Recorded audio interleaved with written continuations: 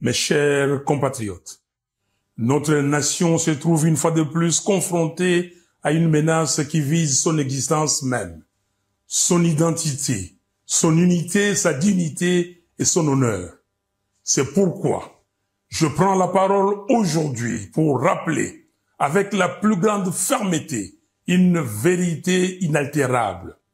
Aucun accord de prétendue intégration économique régionale ne peut être envisagé tant que la souveraineté et l'intégrité territoriale de la RDC sont bafouées.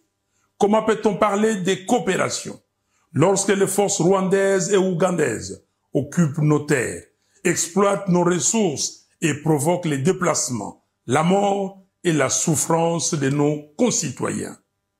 J'affirme haut et fort que l'accord cadre signé le samedi 15 novembre 2025 à Doha ne saurait constituer la base d'un accord de paix durable.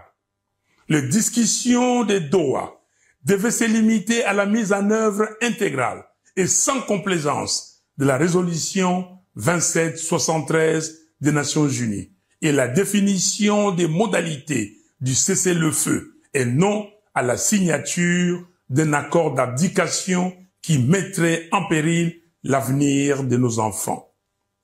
Notre nation n'est pas à vendre. Notre souveraineté n'est pas négociable. Et l'intégration régionale ne peut se faire qu'entre États égaux, libres et respectueux des frontières. Aucune pression ne doit primer sur la sécurité du Congo. Aucune manœuvre ne doit détourner notre marche vers la cohésion nationale. Ainsi, j'en appelle à Monsieur Félix Tshisekedi et à tous les Congolais à œuvrer pour la cohésion nationale. Une cohésion véritable qui ne peut naître que d'un dialogue national inclusif.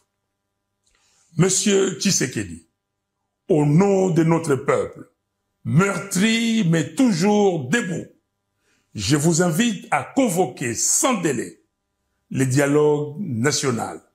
Sinon, l'histoire vous tiendra responsable de la balkanisation du Congo avec messieurs Kagame et Kabila. Aucun accord extérieur ne saurait précéder la réconciliation des enfants du Congo rassemblés pour proclamer d'une seule voix la cohésion nationale.